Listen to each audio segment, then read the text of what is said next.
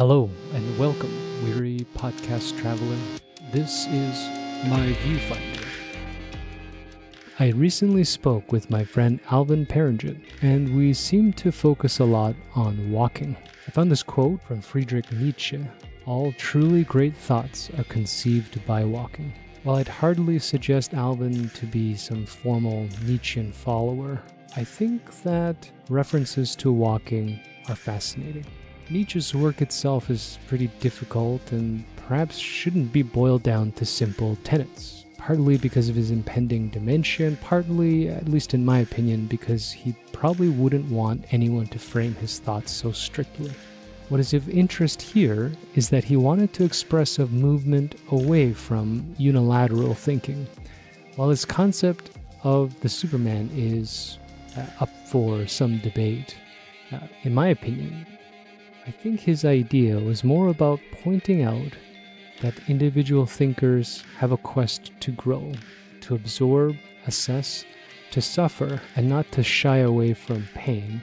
And in doing so, they find multiple perspectives to ensure a critical mind and approach, and then continued room for expansion. My talk with Alvin touches on some of these ideas. There's a moment, I suspect, in any process of passion, in my case photography, where a practitioner may find themselves quote-unquote stuck. It's hard to stay in simple modes of motivation and construction, particularly when there are so many external influences.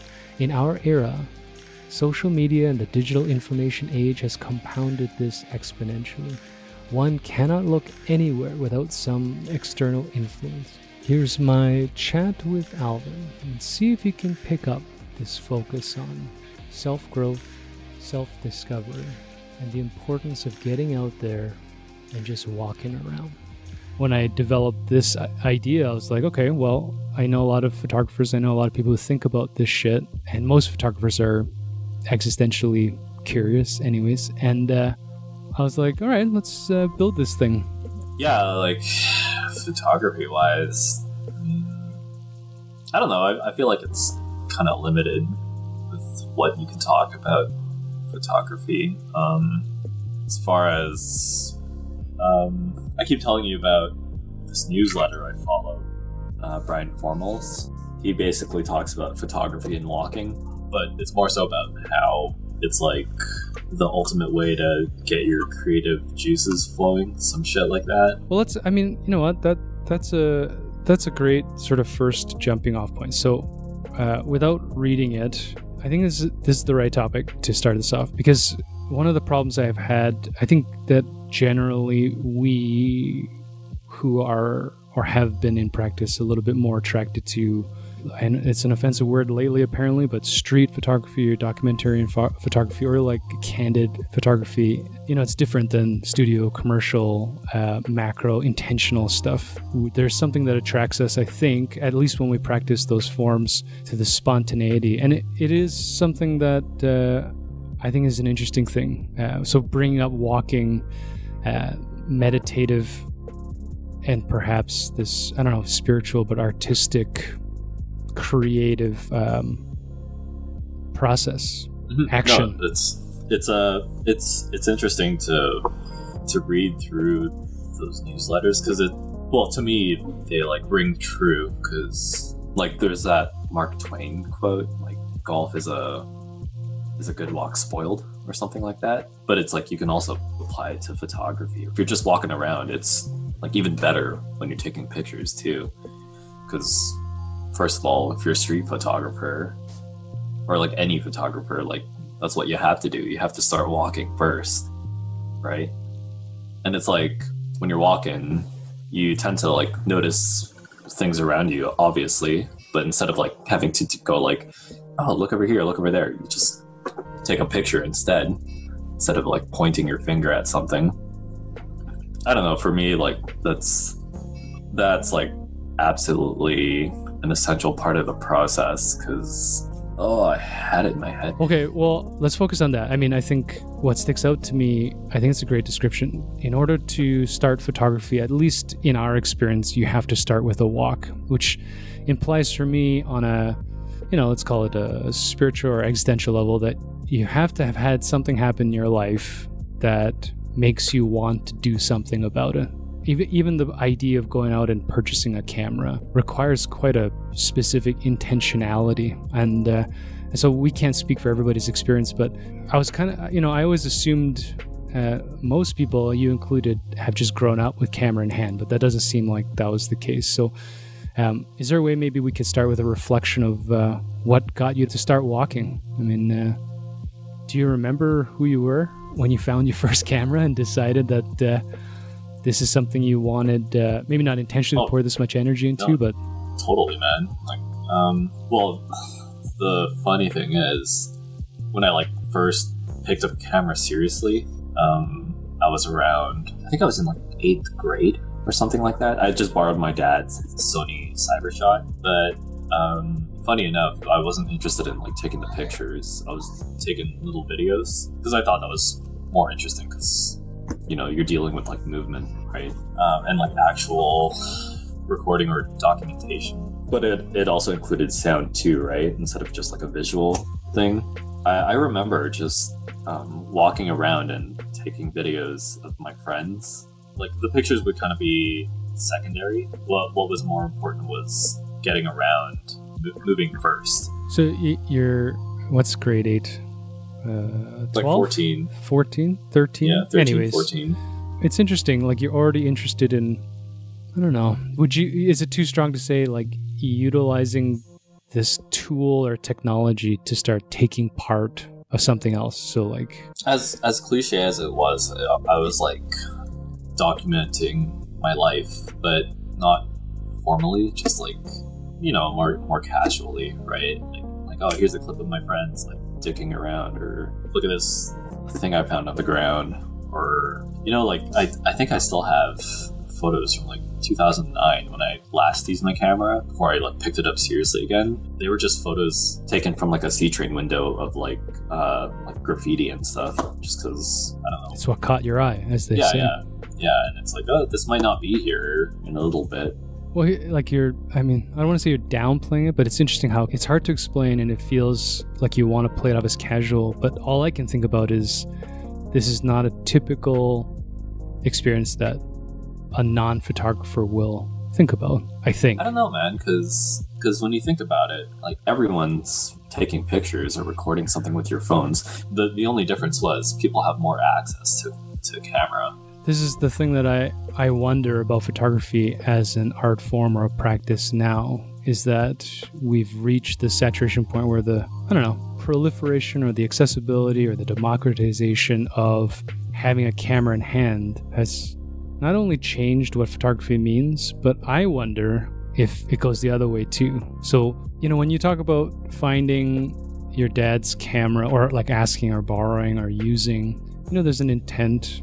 It's very individual. I don't know, but it doesn't sound like it's a peer group thing where you had you're hanging out with a film class nerds and everybody else had a camera. So I just it doesn't sound like that.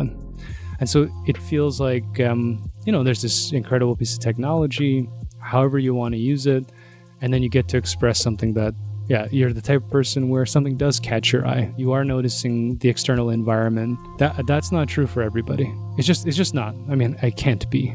Everybody's aware of their surroundings in different contexts or contexts. Nowadays, of course, with every device you own has a camera on it. It changes that relationship. And that accessibility, I think, at least on a user or a viewer's perspective, has poisoned the fucking well. I'm not on social media because I can't look at the feeds anymore. Never mind being judgmental and disliking the photographs for their own merit. I just don't give a shit about somebody posting that they ate a fucking burrito. I don't care, I don't care what it looks like. If it's a friend that's close and it's about what they're experiencing, there's a context where that might have value. But as a use of technology, I worry that I wonder if photography has made culture weak, where it's overvalued and given too many people this more tool that's I don't know. It could be. I don't know. The way I see it, I think it's a good thing that more people have access to a camera, because then it just means that there are better chances of finding good photographers out there. But the thing is, the catch-22 is you have to sift through all that crap, right? When you mentioned about like going through social media, yeah, that's a fair point, and that's kind of how I view like the whole street photography genre right now, because like I'm not even on my like photo accounts as much anymore, just because like the more I look at street photographs, the less I get it nowadays, because it's like not that it's all same old, but it just, I don't know, like I just don't see it the way I used to. It's too noisy, maybe. Yeah, it could be. Like maybe part of it is that it's all same old, like the person covering a face, or like groups of people, or you know, like the cliche shots, like a balloon in front of someone's face instead of like a head, like that type of stuff. There is this one recent account that I followed. I think their IG is normal and boring. I don't know, there's something about their pictures that it just clicks for me. Like it's one of those type of pictures that you just look at it and you're like, I don't know why, but for some reason I think this is a good photograph, instead of dissecting it like, oh, this is a good photograph because a hand is covering a face and there's mystery to it.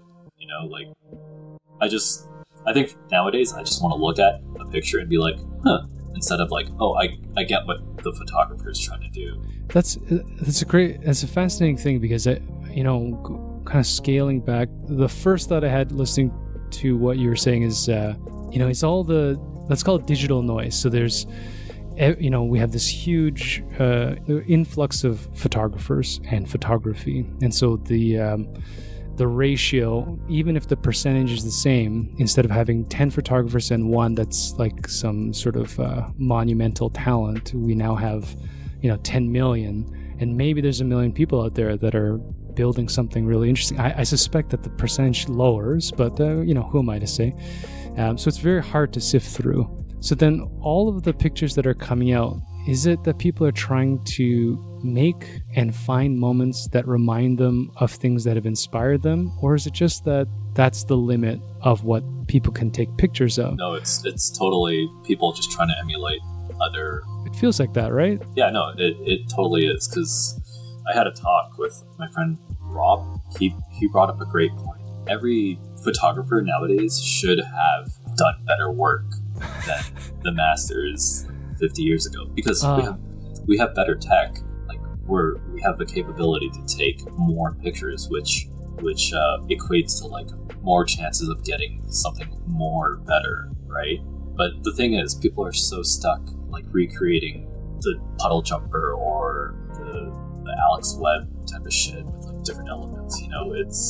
I think that's the limiting factor. It's the fact that, well, not everyone, but like everyone who wants to participate in street photography, they really just want to get a good photo that reminds other people of a great photo from 50 years ago, instead of like their own personal like a personal documentation or development. Yeah, and like that's kind of where I'm at right now with photography. Like I'm not really looking at other people's work anymore, because like I can't even focus on my own shit, man. Like I'm sort of just like, I'm not even thinking what the next move is right now. I'm just kind of, I only take pictures when, I don't know, like when I'm super compelled to pick up the camera. Like I can't go out for a walk anymore and just like force it, because when I look through my catalog, my archive, it's all bullshit.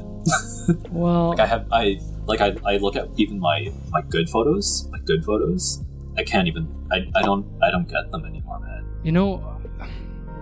So with that philosopher that I found, he had an interesting thing, and I don't think this is necessarily his thinking. I think this is something that's generally becoming understood in our modern day culture in general.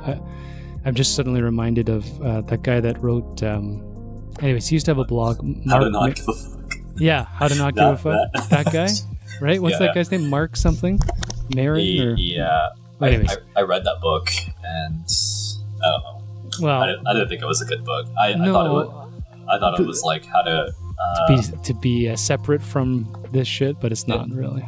It was for me. It was basically a guy who had like boomer or Gen X mentality, telling other boomers or Gen Xers what most millennials have been thinking about Well, this whole time. So here's the thing. Like, I didn't read the book, and I only found, and I've read one of maybe 2 or 3 of his blog posts before the book came out.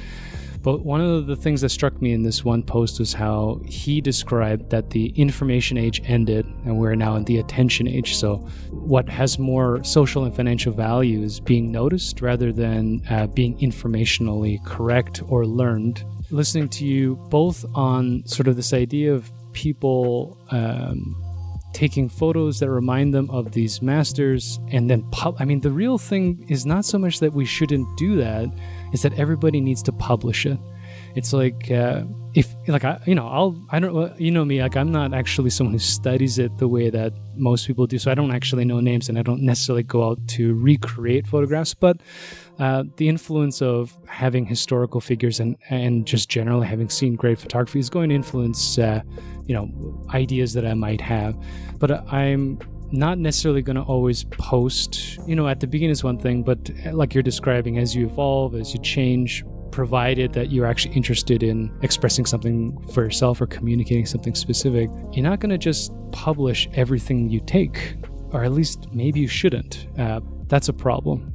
And the other thing I was thinking about, which is the more general idea, is as technology gets more complex, unfortunately right now, it's making people simpler. So yeah, your friend's right. Like cameras these days, computers, everything's packed with like the fucking descriptions of what it can do possibly, how it was engineered, the different moving parts, the nano this and quantum that, and right, like multi-processor RAM. And gizmos. It's crazy, right? But then people buy this shit and spend heaps of money. And like a computer, for example, they're on MS Word. They go online and log into Facebook. You can do that with a fucking netbook from 2006 or 2010. Cameras are the same thing. Like if you go and, I like to bag on Leica mostly out of jealousy because I can't afford one. But you go and, you have a real job, let's call it, because I don't. And then you have $10,000 and you go buy a Leica. But then you go walk around and you take candid snaps of sewer grates and shit. It's like that next evolution of thinking or intuitive growth or artistic expression, whatever it is that, I don't know, what do you think? Is it missing? Is there something wrong? Has it disappeared? I don't know, man. The way I see it, like, there's nothing like, it's not really like a real conclusion, but for me, personally, I've kind of came to the conclusion that photography isn't as, well, the act of photographing isn't as, like, artful as most of, like, the curators or whatever make it out to be. It's sort of just, you just look at something, you point the camera at it, and then you press the button. That's it, man. There's nothing artistic about that. But perfect timing. The way you look at things, how you develop your eye or whatever, like obviously that's the most important part. But yeah, like that. Honestly, it's not like something that you're born with. It's something you have to develop. Like you just have to keep working at it. I don't know, that's the way I see it. Like, yeah, you can buy like a $10,000 camera and whatnot, and you can still take shit photos with it. But the thing is, like, the more shit photos you take, you're eventually going to get something that's worth looking at, maybe, as long as you keep working at it, right? Same thing goes for like a Fisher Price camera. Like a toy camera. I understand what you're saying, and I definitely agree about practice. I judgmentally don't believe that anybody can be anything with enough practice. I mean, maybe on an infinite time scale, that you can take any ex-human being, and provided they have some functionally related amount of time, that anyone can do a triple backflip or dunk a basketball, but that's not really true. If I'm born 5'4", no matter how much and how amazing my vert is, there's a limit of what I can do. I'm not Vince Carter hanging from the rim with my elbow. Like, it's just not plausible. It doesn't mean that I won't be a crazy baller or could be successful at something. I don't know. I mean, whatever the sliding scale is, but there are limitations, I think. And I wonder, I don't know. I wonder if I can't handle this idea that it's just about practice, because I agree with you. If you take a Fisher-Price crane, or even what you said earlier, like, the very basic definition of photography is I point my camera, I hit a shutter, so that's not artful in itself. I would argue that that's not what photography is. I think that photography is that you, for example, when you're out, what motivates you to take the picture, how you see it, what your brain processes is going through the lens. I mean, you and I, when we go out, you know how I talk a big game about you. You don't talk like a normal human being, Alvin. Like, you don't. Honestly, right? Like, yeah, I don't know. No, you're crazy. Like, you're like, the way it's normal to me, I guess. Yeah. Well, how many people do you meet that's gonna be able to tell you about, positions of sun and fucking angles of shadows and immediately noticing patterns as people interact with their clothing and the environment around them? And but even like nowadays, like I still there's some value, but right now I think it's like a fluff of shit when I look back at it. Well, look, again, but you've like evolved. there is value to like that type of way of talking, I guess. Well, I don't even think it's a way of talking. I think it's a way of thinking. And I mean, being self-critical, I think it's just part of wherever evolutionary part you are right now. And looking back and saying, this is not good enough, I mean, that's a sign of an artist. If you can't be self-critical, you can't grow. And I wonder if that's what I'm getting at, is there are a lot of people, if they can't be self-critical and look at their slog of shit and just be like, oh my God, like 2016, like what was I doing? And then take that as an opportunity to go and search for a different way of doing it.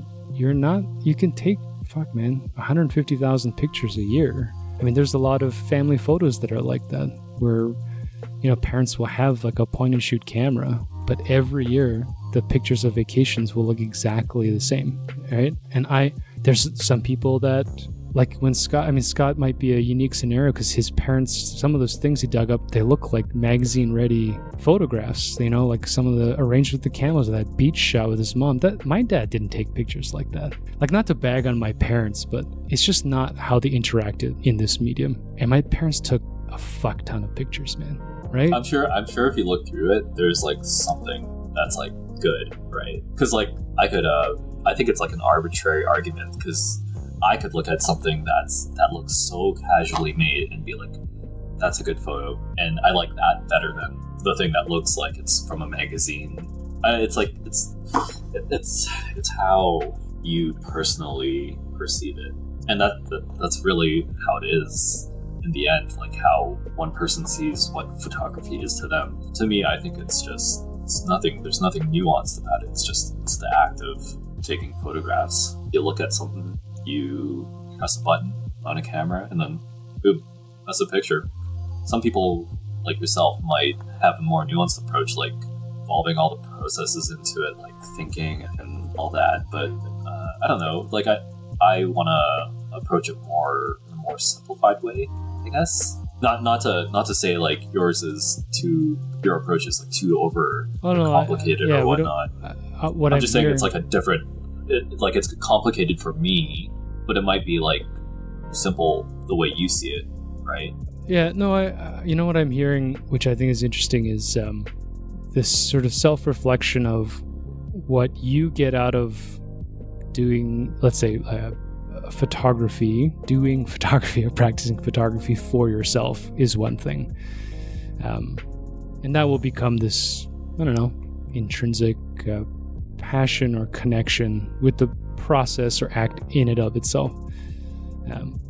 But there are layers to that. So for example, if you, from here on in for the next 10 years, have a camera in hand, and for the next 10 years, nobody sees anything that you shoot, ever. Like not your family, never mind Instagram or the public. I wonder how much you can grow. Not that we need to get other people's interpretations from it, but art in general, and I think photography in particular, like you're talking about, not only requires but intuits an audience